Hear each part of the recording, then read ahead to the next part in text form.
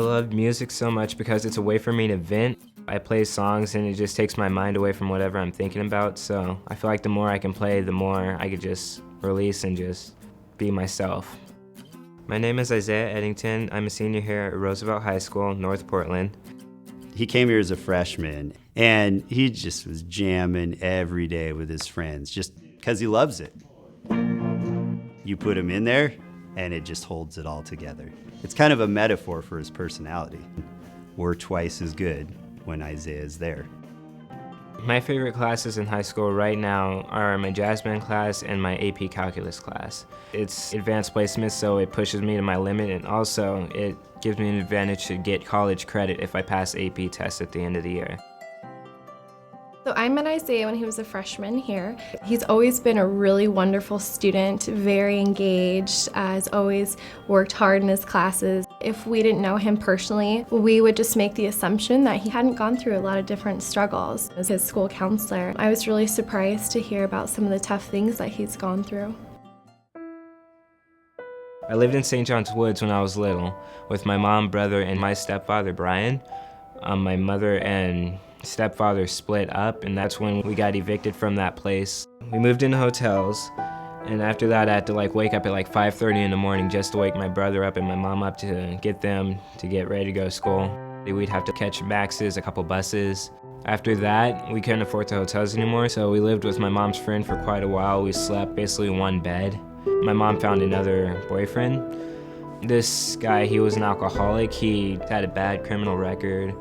Through all the abuse and alcoholic drinking, my stepdad took my brother Caleb into his home in Gresham. My grandparents took me into their home here in Portland. If I didn't have my grandma and grandpa in my life, I don't know where I'd be, honestly. Students who are faced with living with different family members and temporarily being homeless and undergoing financial hardships that, oftentimes we see attendance issues, we see behavioral issues. And so Isaiah has really remained optimistic and resilient. So I first met Isaiah in the 6th grade. He was in my science class. I was blown away that all of this turmoil is happening in his life, and he always came to school ready to learn. He always came to school to be a positive peer to his classmates. I am a student mentor with the Gear Up program at my middle school. I know that there are many students out there going through the same thing that I went through. I feel like when they're successful, the world can be successful. And it really wasn't until I read his essay for this scholarship that I realized why he was coming back, and it was because when he was in middle school, he didn't have those role models, and he wanted to fill that space for the students that have come after him. And in college, I want to go into study computer science or graphic design to get into game programming or design. I would like to be a game programmer with a big company like EA Games or Bethesda Games. Isaiah is going to be an absolute outstanding college student.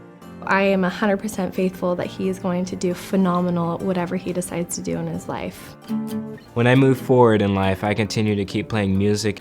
I just want to go get the highest education I can and be able to sustain myself independently and financially and just be a great role model and be that person anyone can talk to.